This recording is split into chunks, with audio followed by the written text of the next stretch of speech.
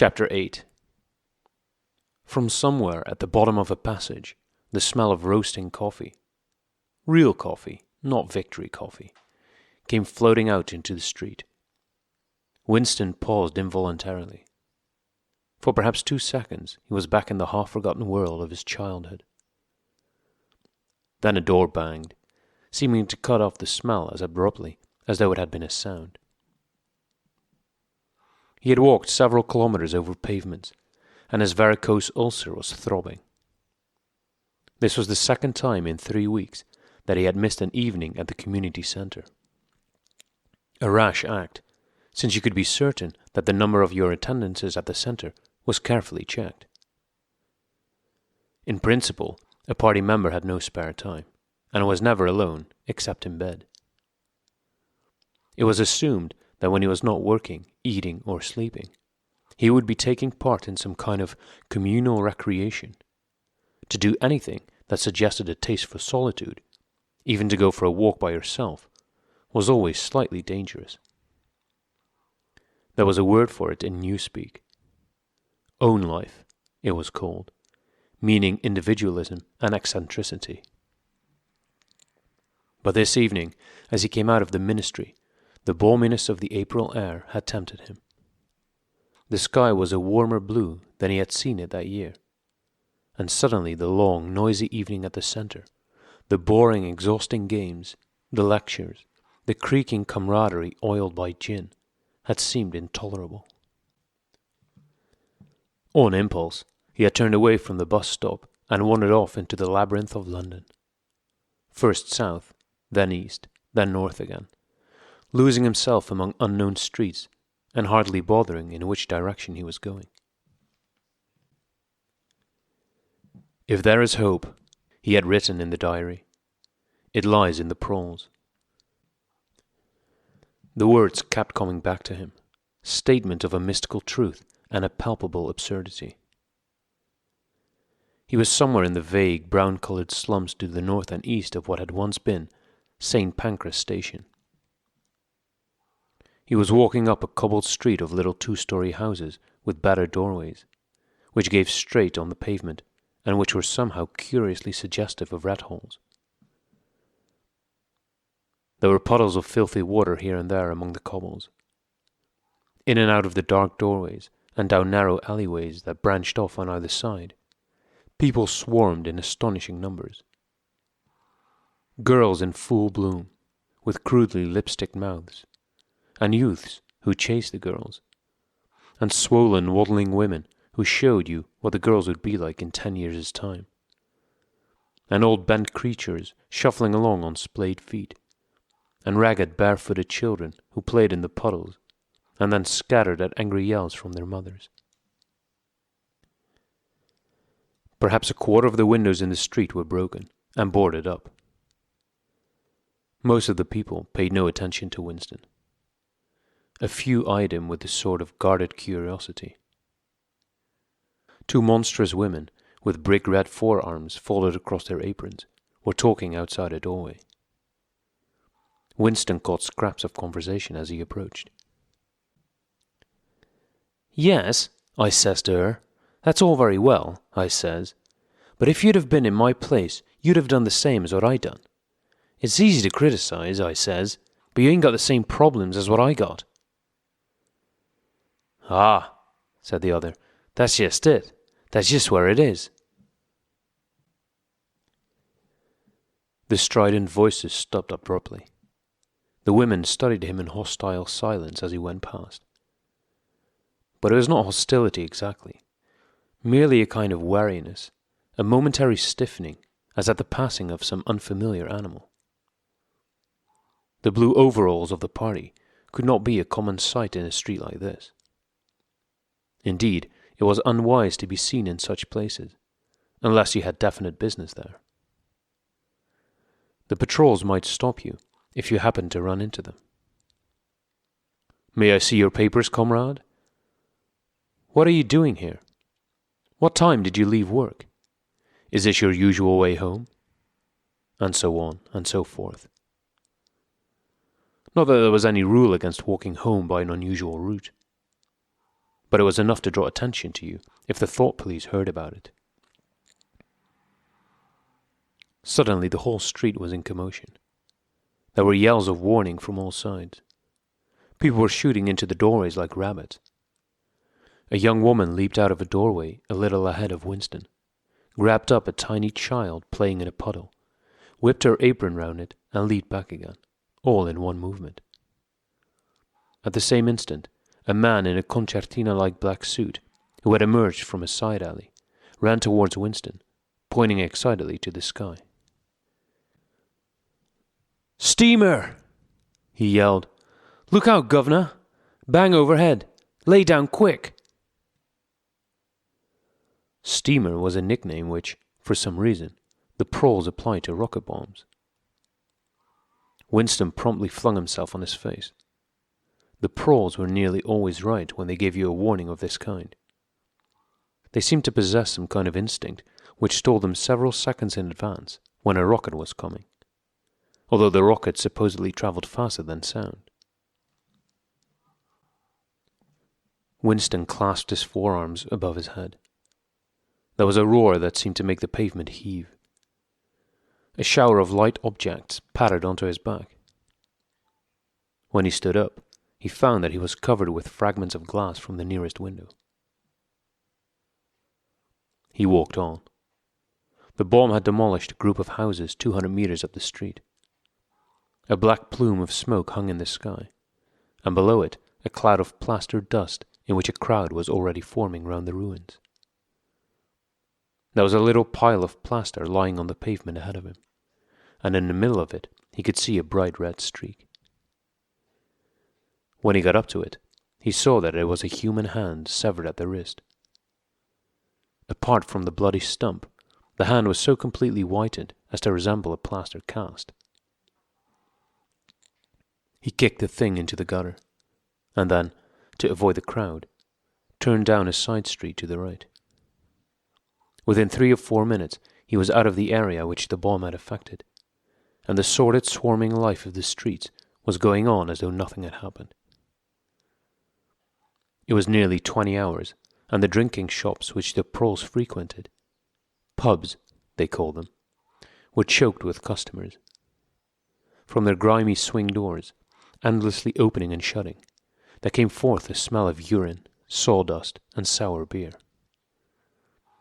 In an angle formed by a projecting house front, 3 men were standing very close together, the middle one of them holding a folded-up newspaper, which the other 2 were studying over his shoulders. Even before he was near enough to make out the expression on their faces, Winston could see absorption in every line of their bodies. It was obviously some serious piece of news that they were reading. He was a few paces away from them, when suddenly the group broke up, and 2 of the men were in violent altercation. For a moment, they seemed almost on the point of blows. "Can't you bleeding well listen to what I say? I tell you no number ending in 7 ain't won for over 14 months. "Yes, it has, then." "No, it has not. Back home I got the whole lot of 'em for over 2 years wrote down on a piece of paper. I takes 'em down regular as the clock. And I tell you, no number ending in 7. Yes, a 7 has one. I could pretty near tell you the bleeding number. 407 it ended in. It were in February, 2nd week in February. "February, your grandmother. I got it all down in black and white. And I tell you, no number." "Haw, pack it in," said the 3rd man. They were talking about the lottery. Winston looked back when he had gone 30 meters. They were still arguing, with vivid, passionate faces. The lottery, with its weekly payout of enormous prizes, was the one public event to which the proles paid serious attention. It was probable that there were some millions of proles for whom the lottery was the principal, if not the only reason, for remaining alive. It was their delight, their folly, their anodyne, their intellectual stimulant. Where the lottery was concerned, even people who could barely read and write seemed capable of intricate calculations and staggering feats of memory.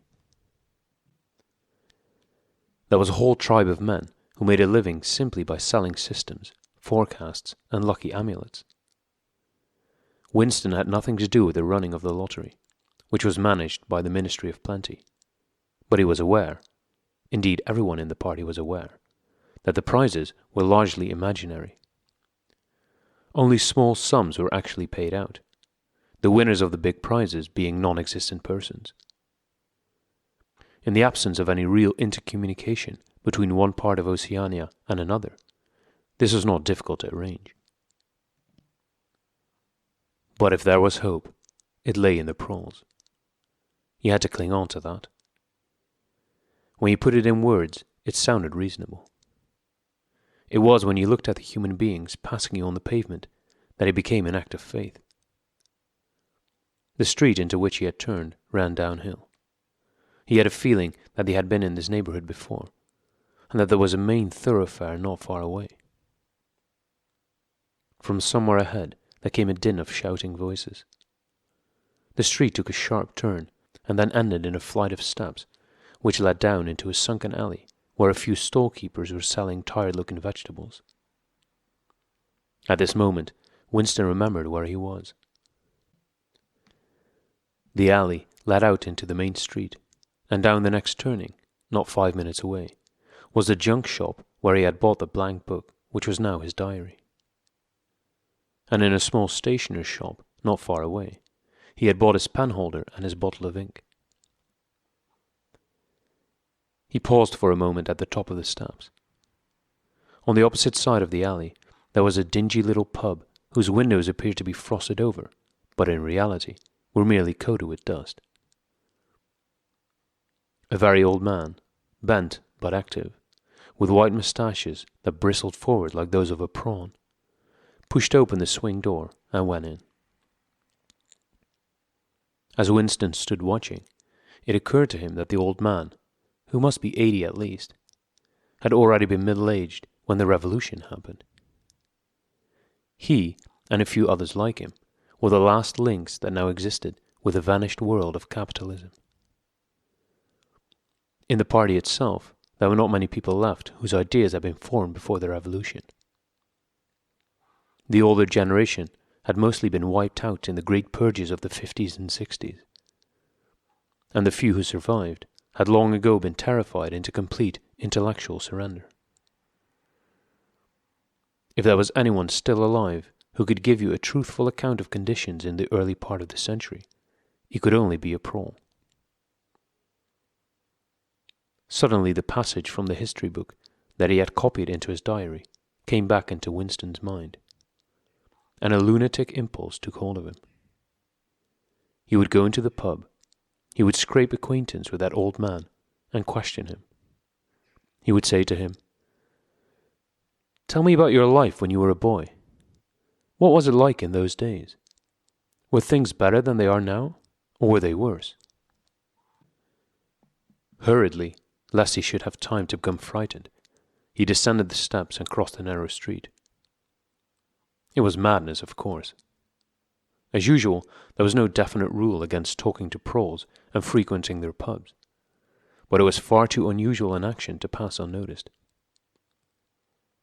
If the patrols appeared, he might plead an attack of faintness, but it was not likely that they would believe him. He pushed open the door, and a hideous, cheesy smell of sour beer hit him in the face. As he entered, the din of voices dropped to about half its volume. Behind his back, he could feel everyone eyeing his blue overalls. A game of darts, which was going on at the other end of the room, interrupted itself for perhaps as much as 30 seconds. The old man whom he had followed was standing at the bar, having some kind of altercation with the barman, a large, stout, hook-nosed young man with enormous forearms. A knot of others, standing round with glasses in their hands, were watching the scene. "I asked you civil enough, didn't I?" said the old man, straightening his shoulders pugnaciously. "You telling me you ain't got a pint mug in the old bleeding boozer?" "And what in the hell's name is a pint?" said the barman, leaning forward with the tips of his fingers on the counter. "Ark at him! Calls himself a barman and don't know what a pint is. Why, a pint's a half of a quart, and there's 4 quarts to the gallon. I have to teach you the ABC next."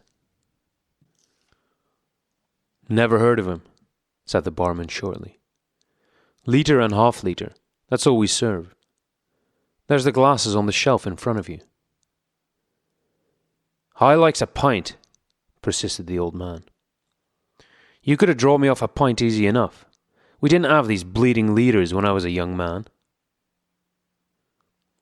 "When you were a young man, we were all living in the tree-tops," said the barman, with a glance at the other customers. There was a shout of laughter, and the uneasiness caused by Winston's entry seemed to disappear. The old man's white-stubbled face had flushed pink. He turned away, muttering to himself, and bumped into Winston. Winston caught him gently by the arm. "May I offer you a drink?" he said. "You're a gent," said the other, straightening his shoulders again. He appeared not to have noticed Winston's blue overalls.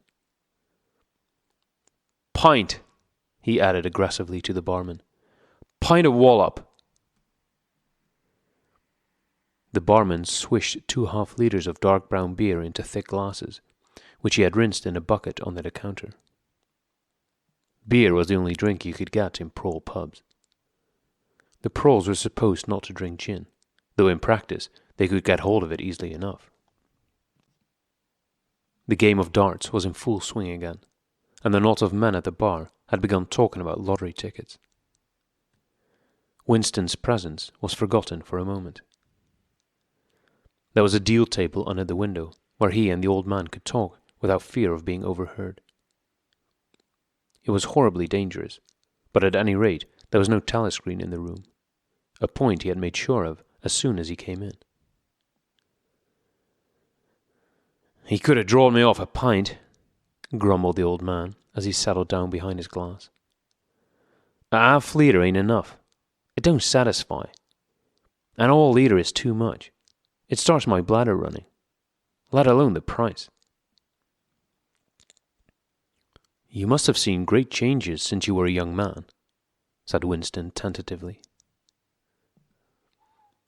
The old man's pale blue eyes moved from the darts board to the bar, and from the bar to the door of the gents, as though it were in the barroom that he expected the changes to have occurred. "The beer was better," he said finally, "and cheaper.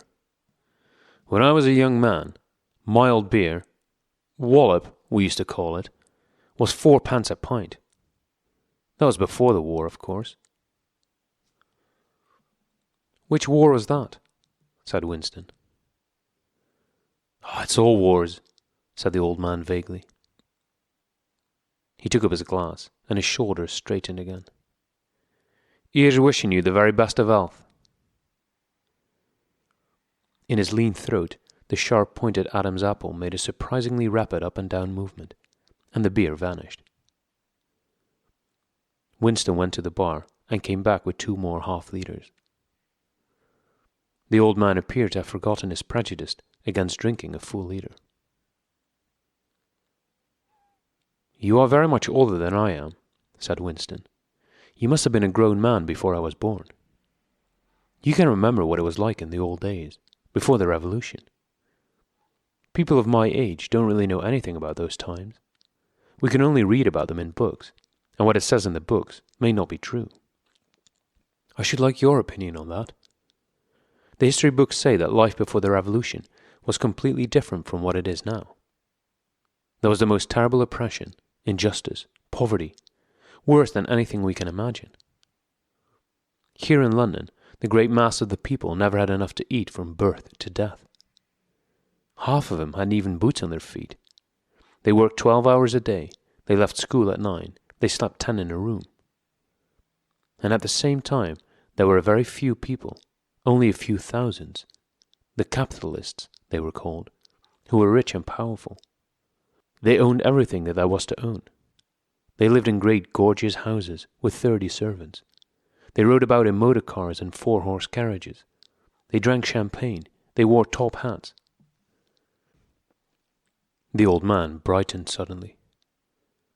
"Top hats," he said. "Funny you should mention him. The same thing came into my head only yesterday. I don't know why. I was just thinking, I ain't seen a top hat in years. Gone right out, they have. The last time I wore one was at my sister-in-law's funeral. And that was, well, I couldn't give you the date, but it must have been 50 years ago. Of course, I was only hired for the occasion, you understand." "It isn't very important about the top hats," said Winston patiently.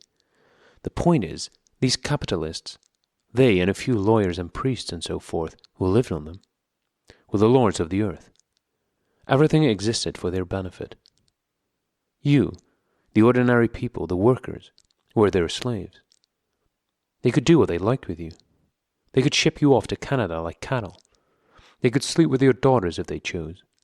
They could order you to be flogged with something called a cat o' nine tails. You had to take your cap off when you passed them. Every capitalist went about with a gang of lackeys who—" The old man brightened again. "Lackeys," he said. "Now there's a word I ain't heard since ever so long. Lackeys. That reg'lar takes me back, that does. I recollect, donkeys years ago, I used to sometimes go to Hyde Park of a Sunday afternoon to hear the blokes making speeches. Salvation Army, Roman Catholics, Jews, Indians, all sorts there was. And there was one bloke, well, I couldn't give you his name, but a real powerful speaker he was. He didn't half give it him. Lackeys, he says, lackeys of the bourgeoisie, flunkies of the ruling class. Parasites, that was another of them. And hyenas, he definitely called them hyenas. Of course he was referring to the Labour Party, you understand." Winston had the feeling that they were talking at cross purposes. "What I really wanted to know was this," he said. "Do you feel that you have more freedom now than you had in those days? Are you treated more like a human being? In the old days, the rich people, the people at the top—" "The House of Lords," put in the old man, reminiscently. "The House of Lords, if you like. What I'm asking is, were these people able to treat you as an inferior, simply because they were rich and you were poor? Is it a fact, for instance, that you had to call them sir and take off your cap when you passed them?" The old man appeared to think deeply. He drank off about a quarter of his beer before answering. "Yes," he said. "They liked you to touch your cap to 'em. It showed respect, like. I didn't agree with it myself, but I done it often enough. Had to, as you might say." "And was it usual? I'm only quoting what I've read in history books. Was it usual for these people and their servants to push you off the pavement into the gutter?" "One of 'em pushed me once," said the old man. "I recollect it as if it was yesterday. It was boat race night. Terrible rowdy they used to get on boat race night, and I bumps into a young bloke on Shaftesbury Avenue. Quite the gent he was. Dress shirt, top hat, black overcoat. He was kind of zigzagging across the pavement, and I bumps into him accidental like. He says, 'Why can't you look where you're going?' he says. I says, 'Do you think you've bought the bleeding pavement?' He says, 'I'll twist your bloody head off if you get fresh with me.' I says, 'You're drunk. I'll give you in charge in half a minute,' I says. And if you'll believe me, he puts his hand on my chest and gives me a shove as pretty near sent me under the wheels of a bus. Well, I was young in them days, and I was going to have him fetched him on, only—" A sense of helplessness took hold of Winston. The old man's memory was nothing but a rubbish heap of details. One could question him all day without getting any real information. The party histories might still be true, after a fashion. They might even be completely true. He made a last attempt. "Perhaps I've not made myself clear," he said. "What I'm trying to say is this. You have been alive a very long time. You lived half your life before the revolution. In 1925, for instance, you were already grown up. Would you say, from what you can remember, that life in 1925 was better than it is now, or worse? If you could choose, would you prefer to live then or now?" The old man looked meditatively at the darts board. He finished up his beer, more slowly than before. When he spoke, it was with a tolerant, philosophic air, as though the beer had mellowed him. "I know what you expect me to say," he said. "You expect me to say as I'd sooner be young again. Most people would say they'd sooner be young if you asked them. You got your health and strength when you're young. When you get to my time of life, you ain't never well. I suffer something wicked from my feet, and my bladder is just terrible. 6 and 7 times a night it has me out of bed. On the other hand, there's great advantages in being an old man. You ain't got the same worries. No truck with women, and that's a great thing. I ain't had a woman for near on 30 year, if you'd credit it. Nor wanted to, what's more." Winston sat back against the windowsill. There was no use going on. He was about to buy some more beer when the old man suddenly got up and shuffled rapidly into the stinking urinal at the side of the room. The extra half-liter was already working on him. Winston sat for a minute or two gazing at his empty glass, and hardly noticed when his feet carried him out into the street again. Within 20 years at the most, he reflected, the huge and simple question, was life better before the revolution than it is now, would have ceased once and for all to be answerable. But in effect, it was unanswerable even now, since the few scattered survivors from the ancient world were incapable of comparing one age with another. They remembered a million useless things, a quarrel with a workmate, a hunt for a lost bicycle pump, the expression on a long-dead sister's face, the swirls of dust on a windy morning 70 years ago. But all the relevant facts were outside the range of their vision. They were like the ant, which can see small objects but not large ones. And when memory failed and written records were falsified, when that happened, the claim of the party to have improved the conditions of human life had got to be accepted. Because there did not exist, and never again could exist, any standard against which it could be tested. At this moment, his train of thought stopped abruptly. He halted and looked up. He was in a narrow street with a few dark little shops interspersed among dwelling houses. Immediately above his head, there hung 3 discolored metal balls which looked as if they had once been gilded. He seemed to know the place. Of course, he was standing outside the junk shop where he had bought the diary. A twinge of fear went through him. It had been a sufficiently rash act to buy the book in the beginning, and he had sworn never to come near the place again. And yet, the instant that he allowed his thoughts to wander, his feet had brought him back here of their own accord. It was precisely against suicidal impulses of this kind that he had hoped to guard himself by opening the diary. At the same time he noticed that although it was nearly 21 hours, the shop was still open.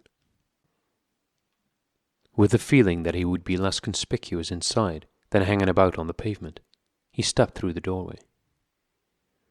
If questioned, he could plausibly say that he was trying to buy razor blades. The proprietor had just lighted a hanging oil lamp which gave off an unclean but friendly smell. He was a man of perhaps 60, frail and bowed, with a long benevolent nose, and mild eyes distorted by thick spectacles. His hair was almost white, but his eyebrows were bushy and still black.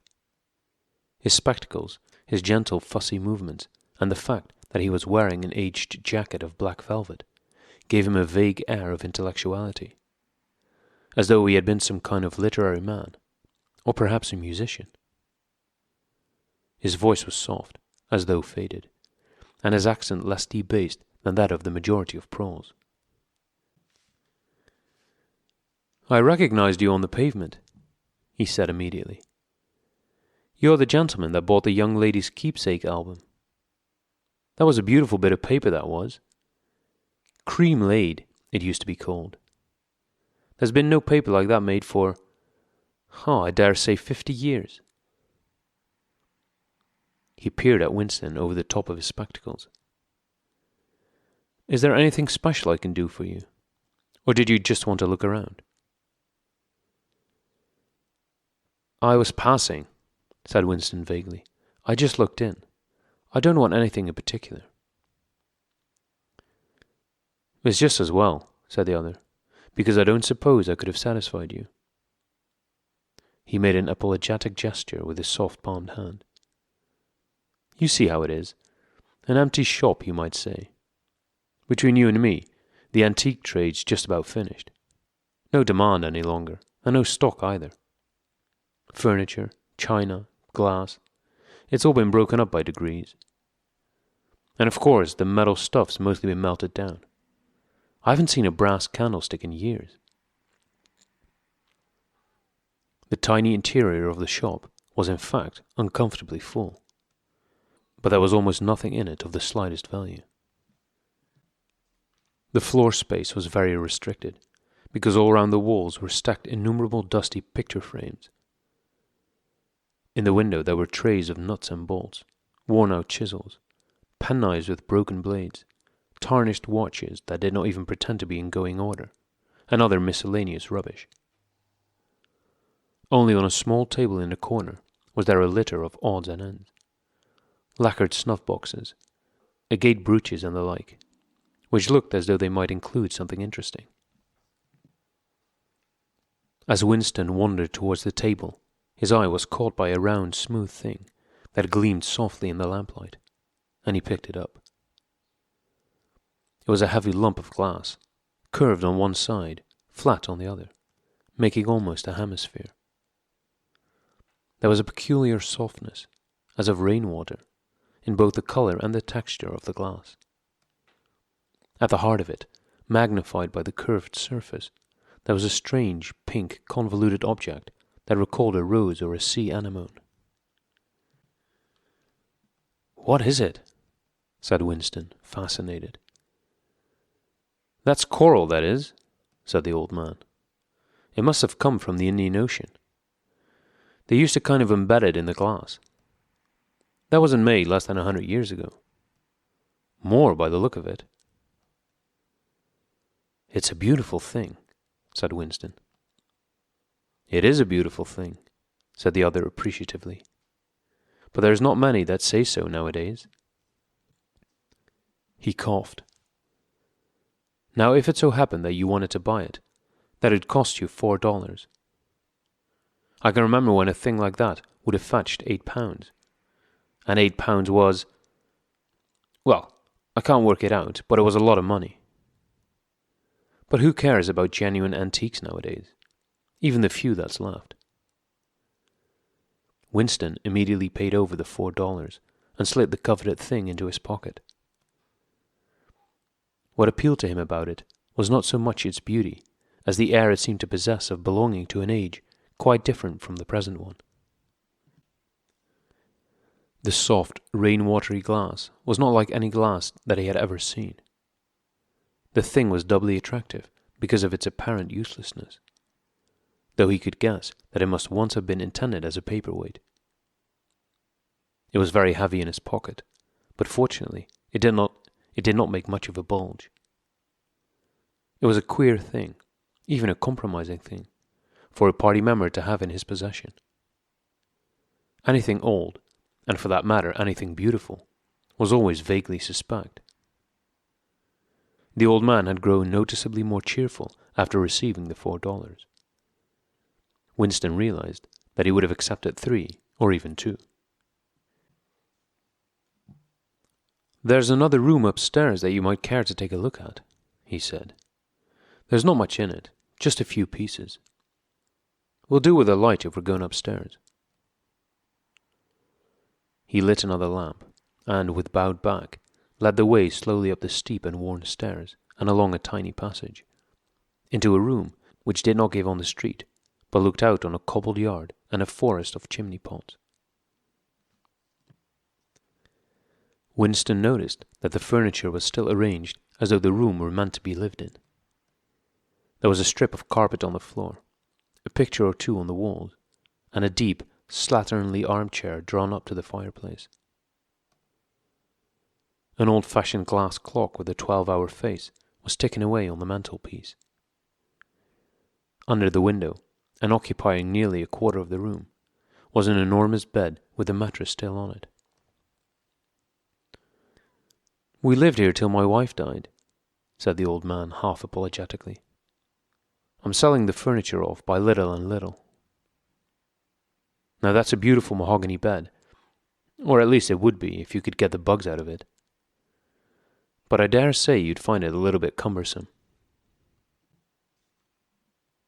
He was holding the lamp high up, so as to illumine the whole room, and in the warm, dim light the place looked curiously inviting. The thought flitted through Winston's mind that it would probably be quite easy to rent the room for a few dollars a week, if he dared to take the risk. It was a wild, impossible notion, to be abandoned as soon as thought of. But the room had awakened in him a sort of nostalgia, a sort of ancestral memory. It seemed to him that he knew exactly what it felt like to sit in a room like this, in an armchair beside an open fire with your feet in the fender and a kettle on the hob. Utterly alone, utterly secure, with nobody watching you, no voice pursuing you, no sound except the singing of the kettle and the friendly ticking of the clock. "There's no telescreen," he could not help murmuring. "Ah," said the old man, "I never had one of those things. Too expensive. And I never seem to feel the need of it somehow. Now that's a nice gate-like table in the corner there, though of course you'd have to put in new hinges on it if you wanted to use the flaps." There was a small bookcase in the other corner, and Winston had already gravitated towards it. It contained nothing but rubbish. The hunting down and destruction of books had been done with the same thoroughness in the poor quarters as everywhere else.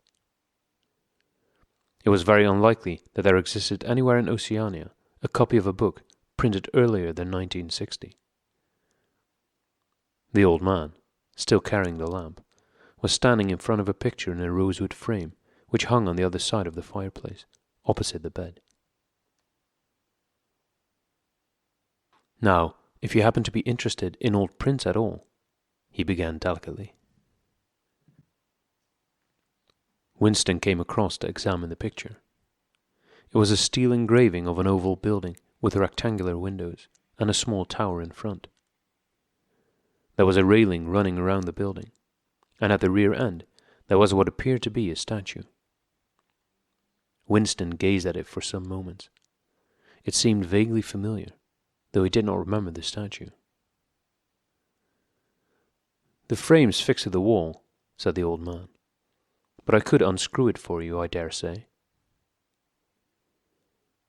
"I know that building," said Winston finally. "It's a ruin now. It's in the middle of the street outside the Palace of Justice." "That's right, outside the law courts. It was bombed in, many years ago. It was a church at one time. St. Clement's Dane, its name was." He smiled apologetically, as though conscious of saying something slightly ridiculous, and added, "Oranges and lemons, say the bells of St. Clement's." "What's that?" said Winston. "Oh, oranges and lemons, say the bells of St. Clement's. That was a rhyme we had when I was a little boy. How it goes on I don't remember, but I do know it ended up, Here comes a candle to light you to bed. Here comes a chopper to chop off your head. It was a kind of a dance. They held out their arms for you to pass under, and when you came to, here comes a chopper to chop off your head, they brought their arms down and caught you. It was just names of churches. All the London churches were in it. All the principal ones, that is. Winston wondered vaguely to what century the church belonged. It was always difficult to determine the age of a London building. Anything large and impressive, if it was reasonably new in appearance, was automatically claimed as having been built since the Revolution, while anything that was obviously of earlier date was ascribed to some dim period called the Middle Ages. The centuries of capitalism were held to have produced nothing of any value. One could not learn history from architecture, any more than one could learn it from books. Statues, inscriptions, memorial stones, the names of streets, anything that might throw light upon the past had been systematically altered. "I never knew it had been a church," he said. "There's a lot of 'em left, really," said the old man, "though they've been put to other uses. Now, how did that rhyme go? Ha! I got it. Oranges and lemons, say the bells of St. Clement's. You owe me 3 farthings, say the bells of St. Martin's. There, now, that's as far as I can get. A farthing, that was a small copper coin, looked something like a cent. Where was St. Martin's? Said Winston. St. Martin's? That's still standing. It's in Victory Square alongside the picture gallery. A building with a kind of a triangular porch and pillars in front, and a big flight of steps. Winston knew the place well. It was a museum used for propaganda displays of various kinds. Scale models of rocket bombs and floating fortresses, waxwork tableaux illustrating enemy atrocities, and the like. St. Martin's in the Fields, it used to be called, supplemented the old man, though I don't recollect any fields anywhere in those parts. Winston did not buy the picture. It would have been an even more incongruous possession than the glass paperweight, and impossible to carry home, unless it were taken out of its frame.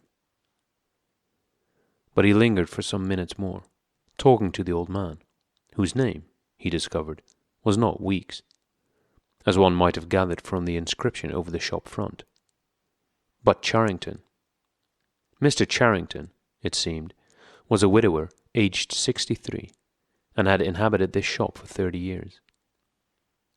Throughout that time he had been intending to alter the name over the window, but had never quite got to the point of doing it. All the while that they were talking, the half-remembered rhyme kept running through Winston's head. Oranges and lemons, say the bells of St. Clement's. You owe me 3 farthings, say the bells of St. Martin's. It was curious, but when you said it to yourself, you had the illusion of actually hearing bells. The bells of a lost London that still existed somewhere or other, disguised and forgotten. From one ghostly steeple after another, he seemed to hear them pealing forth. Yet so far as he could remember, he had never in real life heard church bells ringing. He got away from Mr. Charrington and went down the stairs alone, so as not to let the old man see him reconnoitering the street before stepping out of the door. He had already made up his mind that after a suitable interval, a month, say, he would take the risk of visiting the shop again. It was perhaps not more dangerous than shirking an evening at the centre. The serious piece of folly had been to come back here in the first place, after buying the diary, and without knowing whether the proprietor of the shop could be trusted. However, yes, he thought again, he would come back. He would buy further scraps of beautiful rubbish. He would buy the engraving of St. Clement's Danes, take it out of its frame and carry it home concealed under the jacket of his overalls, he would drag the rest of that poem out of Mr. Charrington's memory. Even the lunatic project of renting the room upstairs flashed momentarily through his mind again. For perhaps 5 seconds, exaltation made him careless, and he stepped out onto the pavement without so much as a preliminary glance through the window. He had even started humming to an improvised tune. Oranges and lemons, say the bells of St. Clement's. You owe me 3 farthings, say the... Suddenly his heart seemed to turn to ice, and his bowels to water. A figure in blue overalls was coming down the pavement, not 10 meters away. It was a girl from the fiction department, the girl with dark hair. The light was failing, but there was no difficulty in recognizing her. She looked him straight in the face, then walked quickly on as though she had not seen him. For a few seconds, Winston was too paralyzed to move. Then he turned to the right and walked heavily away, not noticing for the moment that he was going in the wrong direction. At any rate, one question was settled. There was no doubting any longer that the girl was spying on him. She must have followed him here, because it was not credible that by pure chance she should have happened to be walking on the same evening up the same obscure back street, kilometers distant from any quarter where party members lived. It was too great a coincidence. Whether she was really an agent of the thought police, or simply an amateur spy actuated by officiousness, hardly mattered. It was enough that she was watching him. Probably she had seen him go into the pub as well. It was an effort to walk. The lump of glass in his pocket banged against his thigh at each step, and he was half-minded to take it out and throw it away. The worst thing was the pain in his belly. For a couple of minutes he had the feeling that he would die if he did not reach a lavatory soon. But there would be no public lavatories in a quarter like this. Then the spasm passed, leaving a dull ache behind. The street was a blind alley. Winston halted, stood for several seconds wondering vaguely what to do, then turned round and began to retrace his steps. As he turned, it occurred to him that the girl had only passed him 3 minutes ago, and that by running, he could probably catch up with her. He could keep on her track till they were in some quiet place, and then smash her skull in with a cobblestone. The piece of glass in his pocket would be heavy enough for the job. But he abandoned the idea immediately, because even the thought of making any physical effort was unbearable. He could not run. He could not strike a blow. Besides, she was young and lusty, and would defend herself. He thought also of hurrying to the community centre and staying there till the place closed, so as to establish a partial alibi for the evening. But that too was impossible. A deadly lassitude had taken hold of him. All he wanted was to get home quickly, and then sit down and be quiet. It was after 22 hours when he got back to the flat. The lights would be switched off at the main at 23:30. He went into the kitchen and swallowed nearly a teacup full of Victory gin. Then he went to the table in the alcove, sat down, and took the diary out of the drawer. But he did not open it at once. From the telescreen, a brassy female voice was squalling a patriotic song. He sat staring at the marbled cover of the book, trying without success to shut the voice out of his consciousness. It was at night that they came for you. Always at night. The proper thing was to kill yourself before they got you. Undoubtedly, some people did so. Many of the disappearances were actually suicides. But it needed desperate courage to kill yourself in a world where firearms, or any quick and certain poison, were completely unprocurable. He thought with a kind of astonishment of the biological uselessness of pain and fear.